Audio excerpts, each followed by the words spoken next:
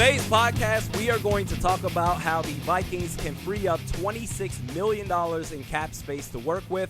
According to overthecap.com, the Vikings, they are about $9.5 million over the projected salary cap in 2021. Also, based on their draft picks as it stands right now, I'm sure it's going to fluctuate. Rick Spielman, he's definitely going to make a couple of trades. But as it stands right now, the Vikings, according to overthecap.com, they need $9.5 million in order to sign their draft picks. So a lot of work needs to be done here. We're going to start from the bottom and work our way up, starting with Drew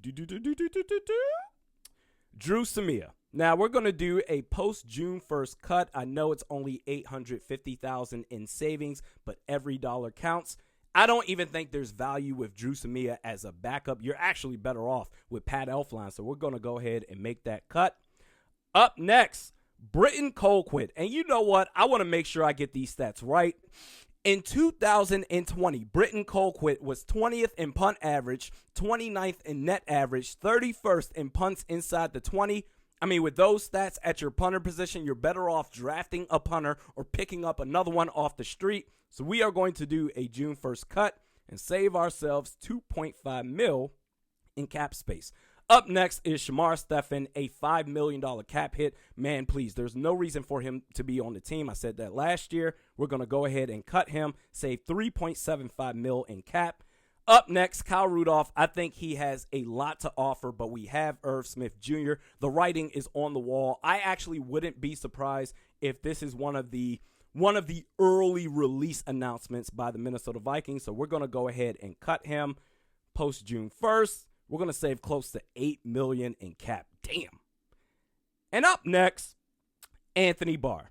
Now, clearly, this is going to be one of the primary candidates for a contract restructure, and I understand to some degree why you would want to bring him back. Eric Wilson, he's a free agent. Who knows what he feels his value is on the open market. So you want to bring back Anthony Barr, okay, fine. But in terms of his value, it's really not all that much on the defense. So I'm actually going to throw him a bone and offer a contract restructure, and I want to restructure $10 million. That's right, I said it. Bam.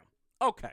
Versus if I were to do a post-June 1st cut where you would save $12.5 million in cap space, we're going to throw him a bone there. But you know what? I really want to get to that $12 million. I'll even ignore the 0.5. I want to get to that $12 million, so I'm going to go to Adam Thielen. This probably isn't going to happen, but I'm going to try it. Hey, Thielen, why don't we restructure about $2 million of your contract? Okay. Bam. Restructure that, and suddenly with those two moves and with the corresponding moves or the previous moves before that, the Vikings, they now have about $11.4 million in cap space. But if Adam Thielen was to say, screw you, I'm not restructuring shit, then okay, off the table, we'll take that away. And Anthony Barr, we're just going to go ahead and do a June 1st cut. Now, in terms of who are you going to replace him with, I will address that in the next mock draft. I have a player that I'm really, really looking at, but it's just not worth the headache of having Anthony Barr more than the vet minimum. I am 100% serious about that. Now, with that move, the Vikings, they now have $14.7 million in cap space. Now, if you want to leave it there, so be it. You have enough to sign your draft picks, and you have a little more wiggle room to make a move or two in free agency. But if you really, really want to go hard, I'm not saying the Vikings are going to do this, but it's tempting. Riley Reef, fantastic season last year.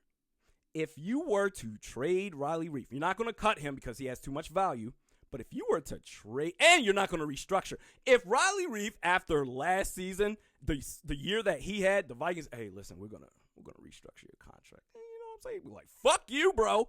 I'm not going for that last year. I went ahead and bent to what it is that you offered. I'm not doing that again. You're going to have to either trade or cut him. You're not going to cut him. So in that case, we're going to look at a trade. If you were to trade Riley Reef, you would save $11.75 million in cap space. That brings you to just about $26 million in cap space. Now, with the Riley Reef thing, there's a ton of risks there. You need a plan at left tackle, But if you were to make that happen, and if you really want to go after a Brandon Scherf or you want to go after a Joe Thuney, this is how you get it done. Let me know your thoughts in the comments section below. That was a ton of fun. I love doing this screen recording shit. Next podcast is tomorrow. We'll see you then.